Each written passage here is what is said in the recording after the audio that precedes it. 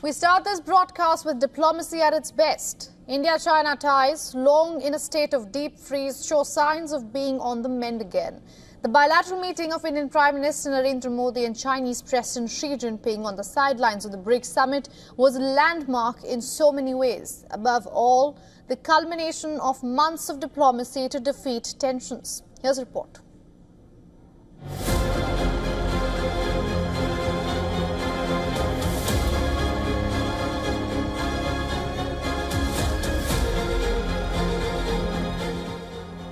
The first structured bilateral meeting between leaders of the Asian giants in all of 5 years. The bilateral talks on the sidelines of the 16th BRICS Summit in Kazan that went on for nearly 40 minutes were a perfect reflection of the achieved thaw between troops on the ground. With a call to strengthen communication and cooperation between two huge global players. Modi and Xi did have pull-asides in Bali in 2022 and Johannesburg a year later, but the elephant in the room throughout was tension at the line of actual control, taking on uglier proportions by the day. Now in 2024, the page stands turned. Prime Minister Modi underscored the importance of not allowing differences on boundary-related matters to disturb peace and tranquility on our borders.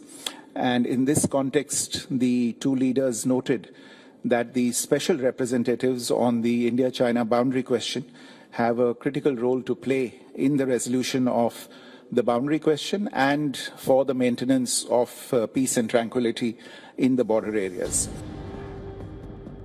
The three-day summit in Kazan is the largest gathering of world leaders in Russia in decades.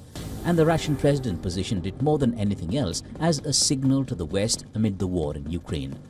Putin had a strong message to put out. There is still a significant risk for a crisis. This is caused not only by rising geopolitical tensions but also by the persistently rising debt load in developed nations, the expansion of unilateral sanctions, protectionism and unfair competition.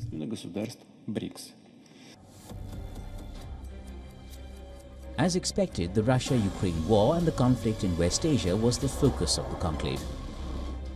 Primary members of the BRICS as well as new faces of the grouping put out a universal call for dialogue and diplomacy to end the war and suffering on the ground. Beyond the wars, BRICS, representing 40% of the global population and 30% of its GDP, is about rise of the global south and cooperation in areas of their concern.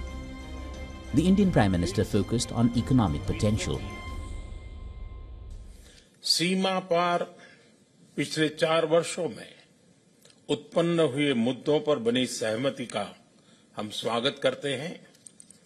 सीमा पर शांति और स्थिरता बनाए रखना हमारी प्राथमिकता रहनी चाहिए। Mutual trust, mutual respect और म्यूचुअल सेंसिटिविटी हमारे संबंधों का आधार बने रहना चाहिए। For India and for Russia, possibly the biggest takeaway of the day was here. The achieved India-China thaw coming after months of talks at multiple levels reflect more than anything else the power of diplomacy to change the state of relationships. There's a leaf out of this book that many global adversaries need to take. Bureau Report, WION World is One.